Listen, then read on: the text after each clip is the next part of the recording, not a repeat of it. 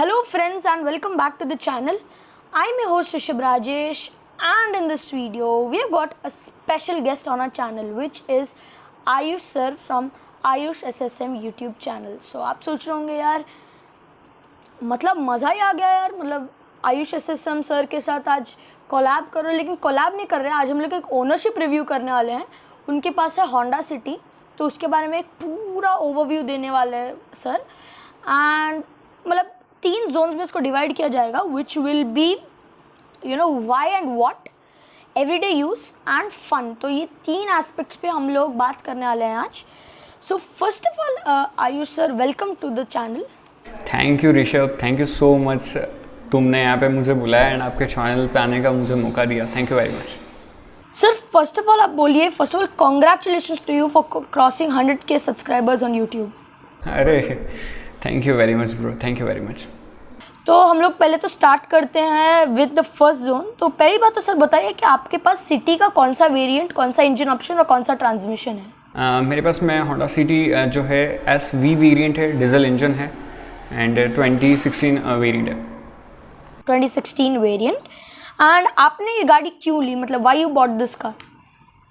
Basically जो मेरी ride होती थी वो लॉन्ग डिस्टेंस ज़्यादा होती थी एंड कंफर्ट जो है वो प्रायोरिटी होती थी फैमिली की, कि जब भी अगर जाएं तो गाड़ी कंफर्टेबल होनी चाहिए। एंड बेसिकली सिटी से ज़्यादा कंफर्ट सी सेगमेंट के सेडान में कोई और जो है ऑफर नहीं करती है। ये आपको भी पता ही है, अब तो आप भी ऑटो इंडस्ट्री में हो तो जानते हो। एंड जब आपने वो गाड़ी ली थी which is the Honda City, did you look for other options as well? हाँ, वरना जो है एक ही उसका मेन राइवल था एंड वेंटो जो है वो भी मैं देख रहा था, बट उसका इशू ये है कि मेरे यहाँ पर जहाँ पर मैं रहता हूँ यहाँ पर फॉक्सवैगन के जो है सर्विस का इशू है बहुत ज़्यादा, तो एंड पार्ट्स वगैरह अवेलेबल नहीं होते हैं। तो दैट्स वाई मैंने फिर जो है वरना ही उसका मेन कॉम्पिट रखा। एंड फिर वरना में अगेन वही स्पेस का पीछे बैक सीट पे इशू होता था, बिकॉज बेसिकली जो है गाड़ी वो मेरे भैया ऑन करते हैं एंड वही जाते हैं, तो वो हैज़न शॉफर ड्रिवन जो है जाना बैठना भी पसंद करते हैं, मतलब कि गाड़ी ड्राइवर चलाएगा एंड तो उस हिसाब से तो बेटर यही रहा कि जो है लेग स्पेस मैटर करता था। एंड ऐसा क्या फीचर था होंडा सिटी में जो आपको वो कार की तरफ खींच ले आया? बेसिकली एक तो उसकी क्लासी जो लुक है, जो डिज़ाइन है वो एक बहुत अच्छा लगता है, मतलब एक क्लास है उस गाड़ी का, वही तो वो चीज़ एक सबसे मेन पर्सपेक्टिव जो है वही रहता है कि वो अट्रैक्ट करती है। और एक आपका जैसे बिजनेस वगैरह है भैया का, तो वो वहाँ पर जो है थोड़ा सा रहता है कि फंकी लुक नहीं चाहिए उनको, एक सोबर गाड़ी चाहिए, स्वीट से दिखने वाली गाड़ी चाहिए। एंड बेसिक रिक्वायरमेंट मैंने जैसे तुमको बताया कि उसमें कंफर्ट होना मैटर करता था एंड कंफर्ट जो है होंडा सिटी में ही बेस्ट था एंड रनिंग ज़्यादा थी, दैट्स वाई डीजल प्रेफर करी। For a fact to tell you, हमने भी 2014 में in the month of August we also bought a Honda City which was the S variant. And आपने उसमें अच्छा SV variant, okay I am so sorry. And उसमें आपने modification के तौर पे अपने उसमें कुछ करवाया है क्या? बेसिकली जो है मैंने ज़्यादा मॉडिफिकेशन उसमें करवाई नहीं। मुझे सारी चीज़ें स्टॉक यूज़ करना ज़्यादा पसंद है, कि लोग क्या करते हैं जैसे स्टीयरिंग पे कवर लगा दिए सभी जगह, वो मैंने नहीं करवाए। सिर्फ सीट्स के ऊपर मैंने काफ़ी अच्छे जो है क्वालिटी के कवर इंस्टॉल करवाए हैं, मेटिंग्स लगवाई हुई है उसके अंदर, एंड एक डिवाइस इंस्टॉल करवाया है जो कि रेट रेप्लिकेंट्स है, बिकॉज हमारे यहाँ पे रेट्स की बहुत ज़्यादा प्रॉब्लम है, तो मैंने वो डिवाइस उसमें इंस्टॉल करवा रखा है। एंड अगर आप चाहो तो मैं उसका आपको भी बता दूंगा, लिंक वगैरह दे दूंगा, ताकि दूसरे अगर व्यूवर्स कभी आपसे डिमांड करें तो वो काफ़ी अच्छा है, वो मैं भी यूज़ कर रहा हूँ। अदर देन डैट मुझे परफ्यूम का थोड़ा सा शौक है, तो वो अलग अलग वेराइटी के मैं परफ्यूम्स उसमें यूज़ करता हूँ। बाकी कोई मॉडिफिकेशन नहीं है, स्टॉक है गाड़ी पूरी। Nothing stock. So that's something good to hear कि आपने एकदम स्टॉक रखा, because later on when you go to sell एकदम रीसेल वैल्यू भी अच्छी मिलेगी। And yeah so that's about it. Second zone की ओर बढ़ते हैं विच इज़ एवरीडे यूज़। तो आप मेनली आपकी सिटी रतलाम के अंदर ही चलाते हैं कि आप ज़्यादा बाहर भी जाते हैं? मतलब रतलाम से बाहर ही ऑलमोस्ट जाना होता है। रतलाम तो इतना बड़ा है ही नहीं, बेसिकली 15-20 किलोमीटर के आसपास के एरिया में फैला हुआ है, तो मेनली रंग जो है बाहर बहुत ज़्यादा होता है बिजनेस पर्पज़ के हिसाब से, तो यही रीज़न था कि इसको परचेस करा। ऑलरेडी उसके पहले A-स्टार, अगर तुमने नाम सुना हो तो सुजुकी A-स्टार जो आती है वो है, डिज़ायर जो है वो भी है। डिज़ायर अब थी, मतलब अब उसको सेल कर दी है, वो ऑलमोस्ट क्लॉक कर चुकी थी 1,30,000 किलोमीटर ऑन ऑडो, ठीक है। तो एंड वो पेट्रोल में थी उस टाइम पे, पेट्रोल में इतनी चल चुकी थी वो, हाँ, तो उसको सेल कर दी। फिर सिटी है एंड अभी XUV 300 भी अभी है पार्किंग में। ओके एंड आपका जो एवरेज माइलेज है इतने सालों में, which means for 4 years now, आपको माइलेज कितना मिलता है ऑन एवरेज? ये डिपेंड करता है चलाने पे। मैंने अभी रिसेंटली माइलेज की एक वीडियो बनाई है जिसमें मैंने 30 kmpl प्लस का माइलेज निकाला है। वेरी शॉकिंग टू हियर कि एकदम मतलब 30 पे आ गया। डेफिनेटली 26 कंपनी क्लेम करती है एंड बेसिकली मेरे पास में बहुत सारी कमेंट्स आती थी कि माइलेज कैसे लोग ज़्यादा निकाल देते हैं, तो वो मैंने वीडियो में पूरा बताया। एंड 300 किलोमीटर की ट्रिप थी उस टाइम पे मेरी।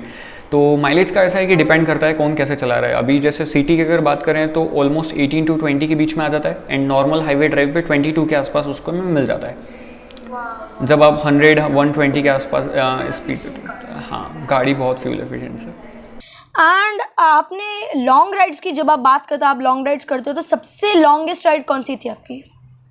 मेरी राजस्थान का ट्रिप था, माउंट आबू वाला जो है, पूरा Jaisalmer Jodhpur. And on a single go we are do on order like trip है, मैंने डिसाइड करके गया था। तो 2200 किलोमीटर समथिंग की वो करी थी, 2200 किलोमीटर की एक ट्रिप थी। और जब गाड़ी लेके आया था तब कोटा लेके गया था राजस्थान, जो अगर नाम सुना है आपने, तो वहाँ जाके आया था मैं। तो 600 किलोमीटर के आसपास की वो करी है। तो ऐसी 3-4 ट्रिप उससे बड़ी बड़ी हो चुकी है। ओके। एंड परफॉर्मेंस के मामले में आपको 4 साल में कोई डिफरेंस पता चला है कि एकदम सेम चल रहा है अभी भी एकदम?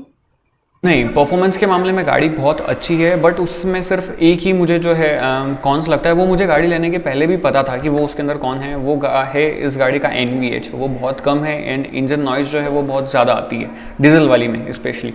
एंड अभी बस थोड़े दिन में अभी वापस 2020 आने वाली 5th जनरेशन होंडा सिटी, तो देखते हैं उसमें कितना अपडेट आया है। सो एक और क्वेश्चन सर आपसे है कि बूट स्पेस आपको इसमें सफिशिएंट लगता है कि और ज़्यादा होना चाहिए था? Again best in class boot space है। 510 लीटर का बूट स्पेस इसमें मिलता है और सेगमेंट में सबसे बड़ा बूट स्पेस है। और अब जो 5th जनरेशन आ रही है उसमें तो और कम 506 लीटर, 4 लीटर जो है रिड्यूस हुआ है। तो बूट स्पेस परफेक्ट है।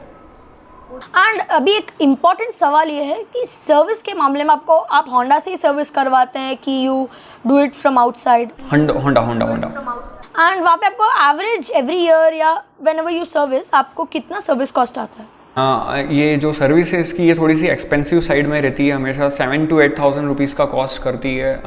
डीजल इंजन है, दैट्स वाई। एंड जो पेट्रोल है मेरे फ्रेंड के पास में, उसकी भी जो है अराउंड 5,000 रुपीज़ की सर्विस होती ही होती है, उससे कभी नीचे नहीं आया।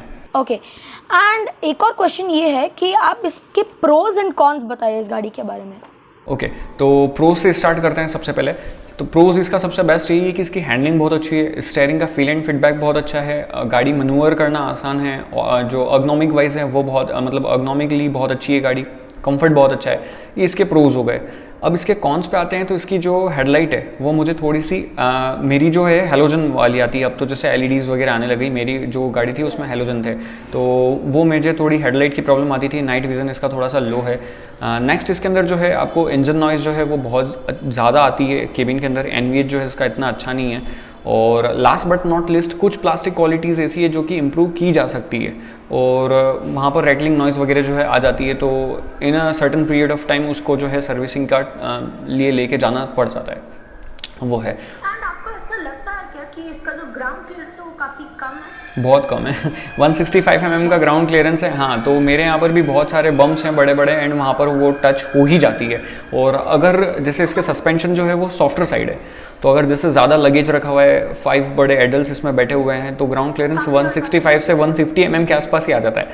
155 mm के आसपास।